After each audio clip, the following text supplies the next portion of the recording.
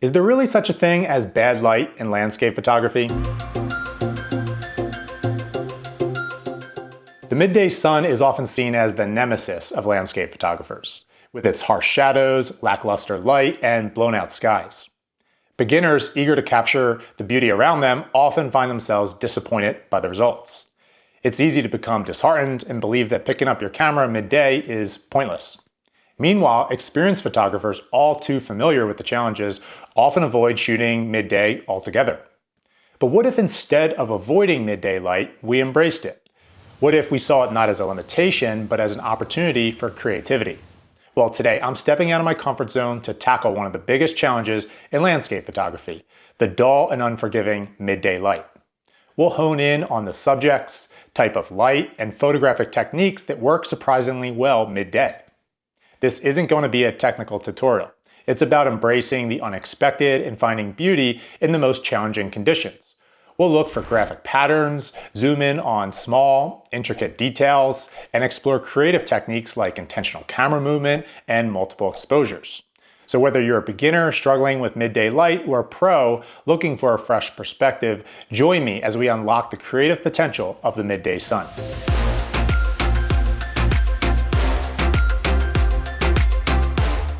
Living in the Pacific Northwest has taught me valuable lessons in dealing with challenging lighting conditions. For a large part of the year, we have overcast conditions. But during our dry summers, we dread the long days with endless blue skies.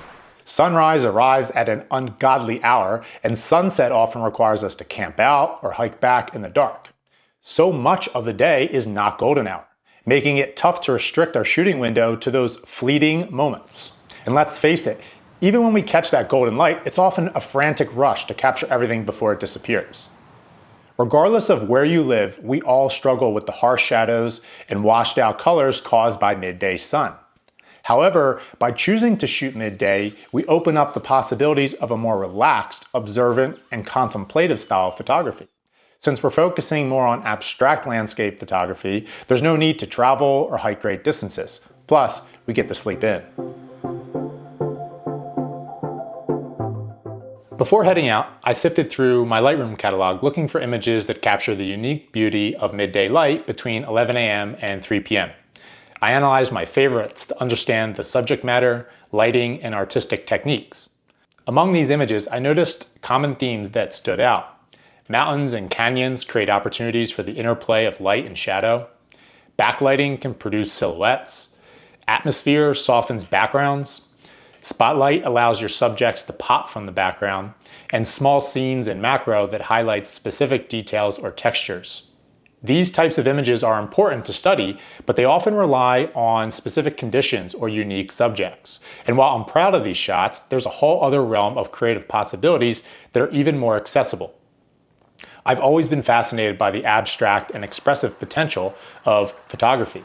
Rather than the literal representation of a scene, abstract photography is all about capturing the graphical elements or the feelings that a scene evokes.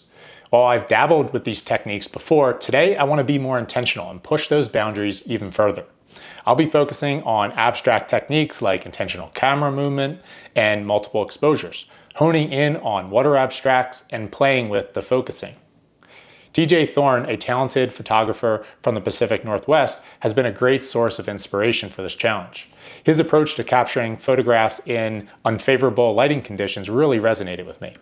Thorne encourages us to take a moment, observe the light, and find the beauty in the unexpected. In his book, There's No Such Thing as Bad Light, he showcases a collection of photos taken during the middle of the day. My favorites show the use of reflections, refractions, and direct light. The book frequently features water and trees as subjects, which offer a wide range of textures and reflections and opportunities to play with light. Armed with this inspiration, I chose a couple of locations along a river with plenty of water and trees. When choosing locations, I looked for stretches with varying water depths and trees close to the riverbank. Today, I'm leaving my wide-angle lens behind. Instead, I've packed my telephoto and macro lenses to isolate subjects and capture detailed textures. I'm taking a few different ND filters so I can slow down my shutter to allow me to play with long exposures and intentional camera movement. And I'll bring along a tripod, but I probably won't use it too much.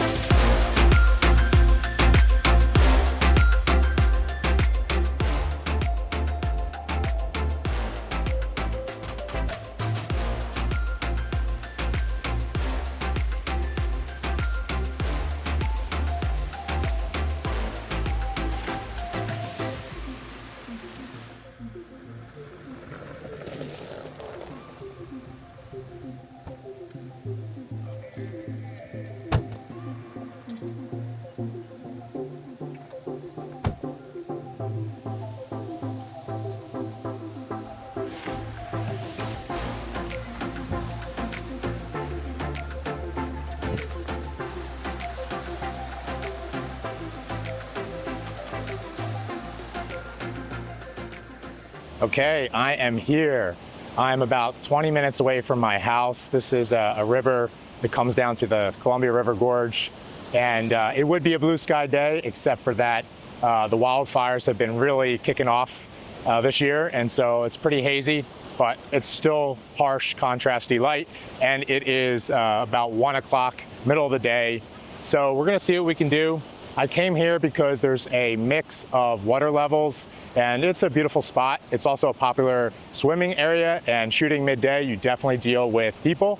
So we'll see how that goes. I'm already seeing some nice water abstracts, so we'll explore around and see what we can do.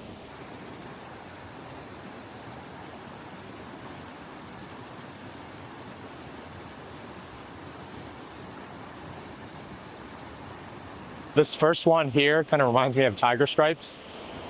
So I'm going to try to kind of stand back and shoot down on this.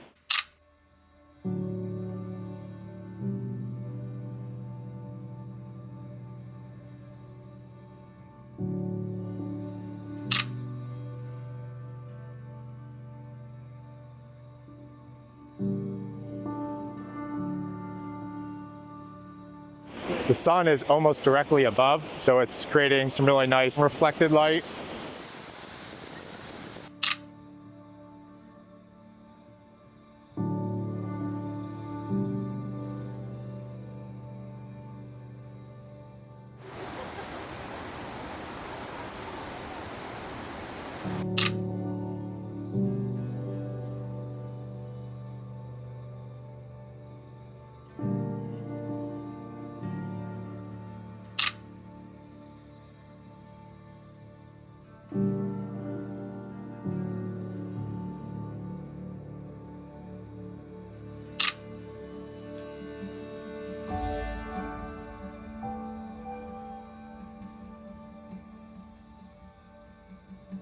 Okay, I stepped out a little bit further. The higher you get, it seems to be more direct light that you're seeing. So less of the reflected light and more of the direct light the further you get from the water surface. So like from a bridge. And in this case, I'm about 15, 20 feet up, and I'm seeing some really nice kind of sparkly direct light coming from the sun. So I'm gonna see what that looks like.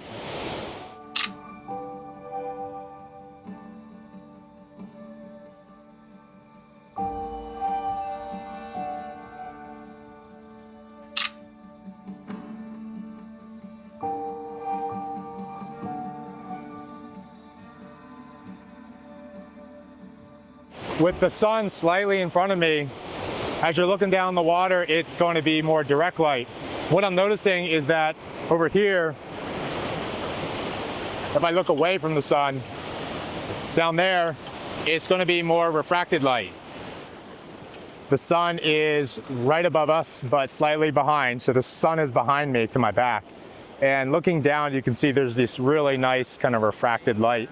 I'm finding that if you let your camera autofocus, it typically picks up on the rocks on the bottom, and that doesn't work out so well. So I'm just using manual focus and trying to focus in on the ripples and the refracted light itself, which is a little bit higher.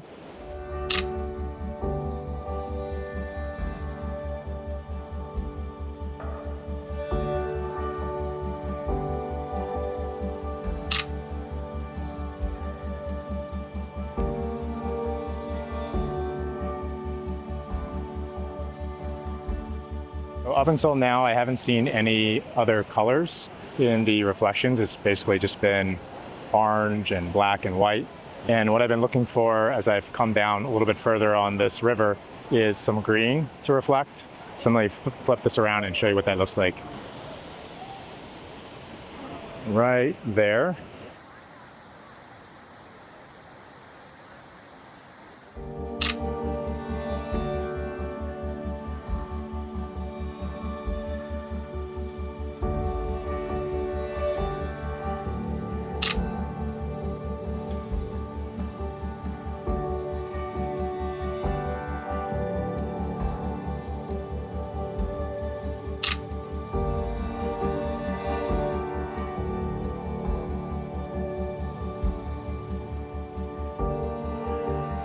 Okay, over by this little waterfall, able to get really close and hone in right here. This waterfall has some really nice textures in it. Even at like 1/50th of a second, I'm able to blur that motion, either by keeping the camera still or by actually moving with it. So I'll experiment and see what that looks like.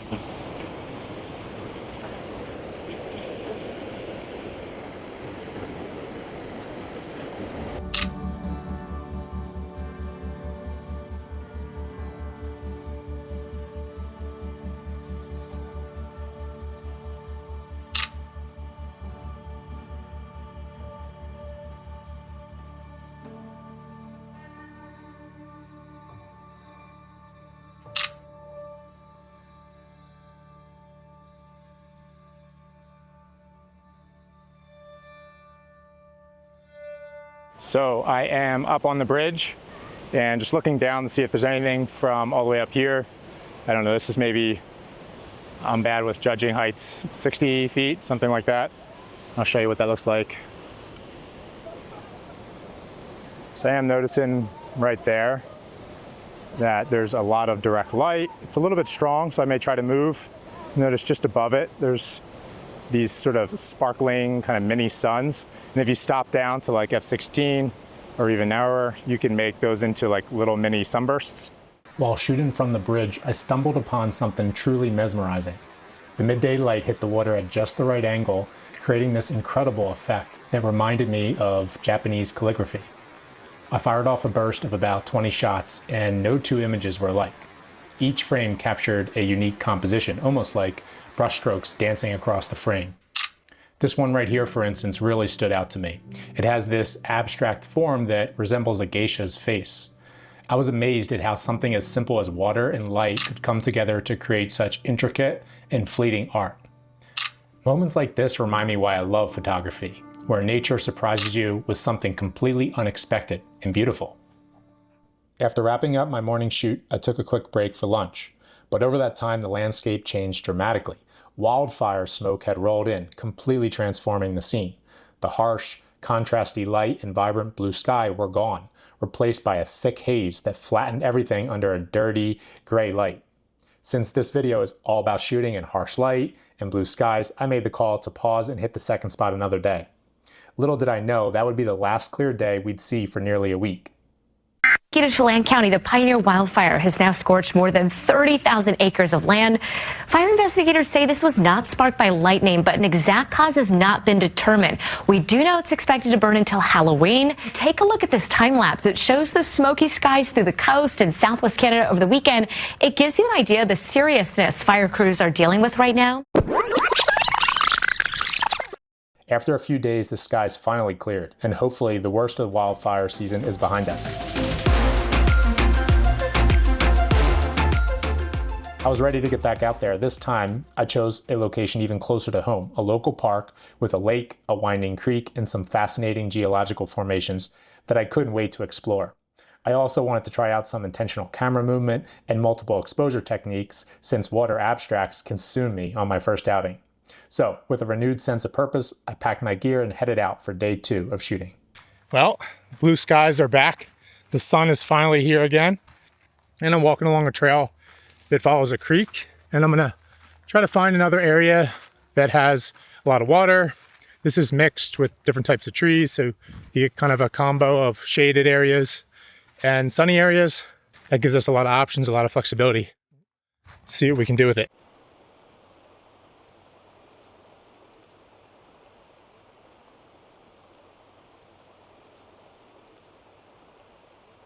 Kind of a milky teal blue in here that's just stunning.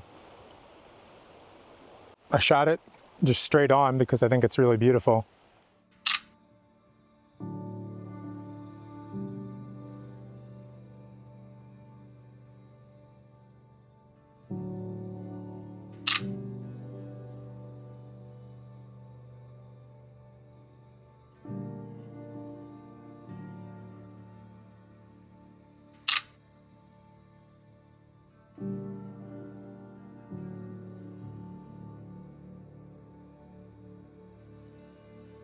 And also trying to play with some multiple exposures, taking one frame and then shifting the camera's position, overlaying the larger objects over the blank areas of the previous frame to kind of fill it in.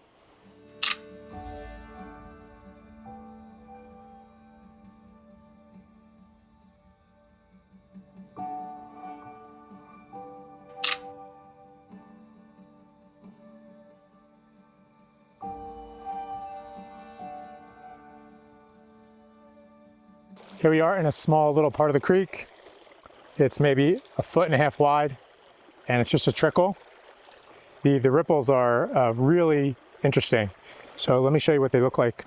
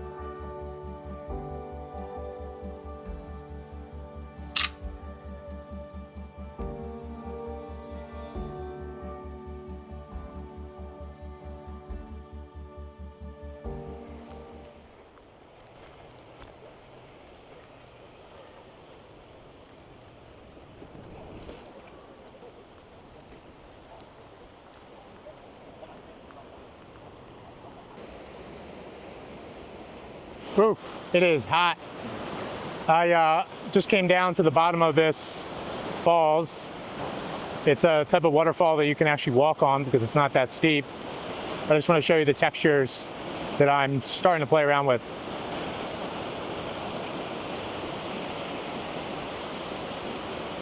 So, just where the white water kind of interacts with the dark background, that like strong contrast. What I'm doing here is just shooting straight down on these water ripples, and I'm trying to drag the shutter a little bit. And what happens when you do that is the direct light that's passing by on the surface of the water actually creates almost like a scratched disc. It's like the light is just painting through with like a Etch-a-Sketch. And I don't even have a filter on right now. It's the middle of the day, bright sun. I have this driven all the way up to like F25 or 32 as far as it goes. I am not worried about diffraction. So let me show you what that looks like.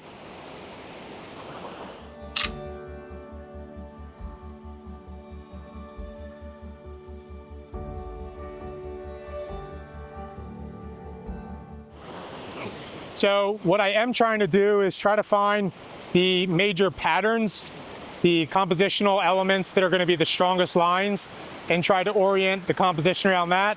And then it's just trying different angles to see what looks best.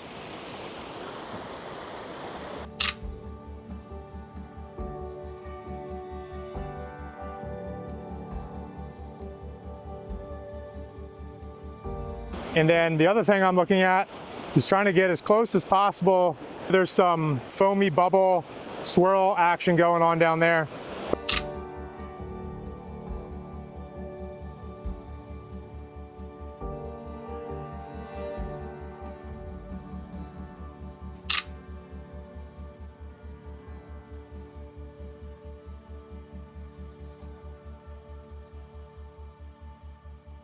I'm finding that with the water reflections, it's pretty easy to just kind of keep going with multiple exposures and ICM. You really have to get into a different mode. Those shots are less obvious. We're looking for things like strong lines, strong contrast, strong tones. It takes a lot more trial and error. You could spend probably the rest of your life practicing and continuing to get better. But I do like being in this area where things are backlit. I think it creates a lot of opportunities.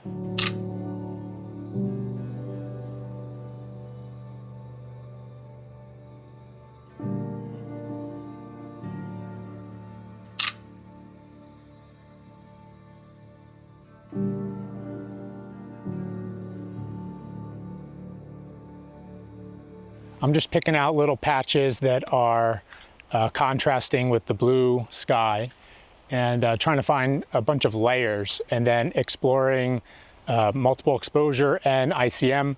I've thrown on a 6-stop ND filter onto my 100 to 400 What I am trying to do is to mix the feeling I have of being here. So some of these forms of the leaves I really like, and I want to echo that. Taking a sharp image in one frame and then mixing it with a soft or more diffuse or defocused version. And then thinking also about like the color, the brightness. It's a lot of fun.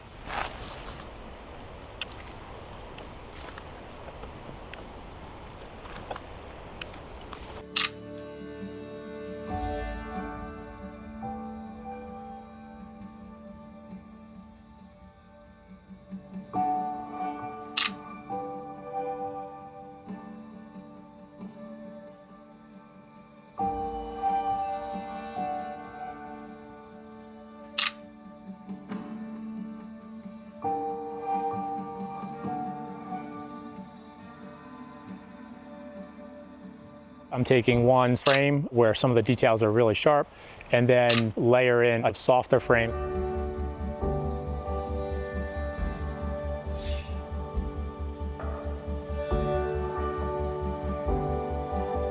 What I'm doing is I'm using 3 exposures. So this first one I'm getting is the sharp image. And then I'm capturing just the sky for like a blue wash. So I'm zooming in on the sky, capturing that. And then I want to add in another layer. And so I'm trying to pick out some details that will work out really nicely for that and trying to find some structure.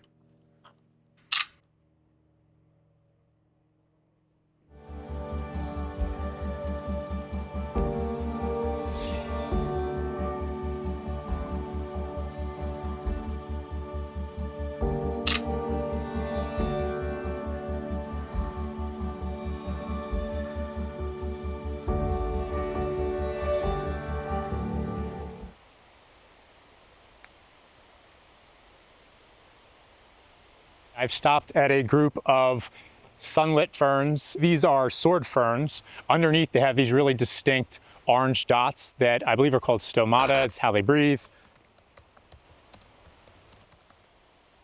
I'm experimenting with defocusing, so capturing which the fern is already a really cool shape. The addition of these orange dots underneath adds a special effect to it.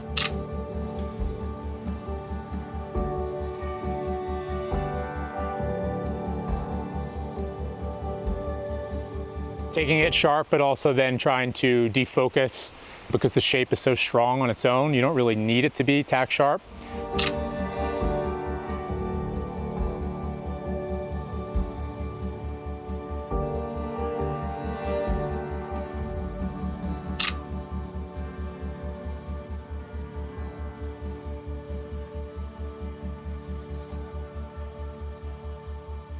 As I was walking along the trail, I just was looking over the creek and noticed this one tree that's getting almost like outlined by the light. I'll show you what that looks like. If you can make it out.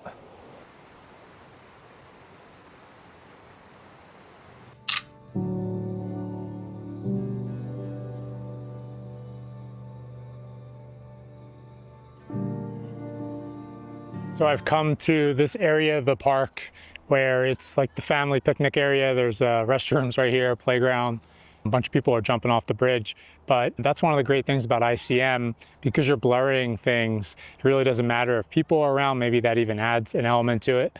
But the idea is to just find strong shapes and forms that you can play with and strong light. And I just got done taking some ICM photos here when the sun was still out. I'll put on some of the photos that I got.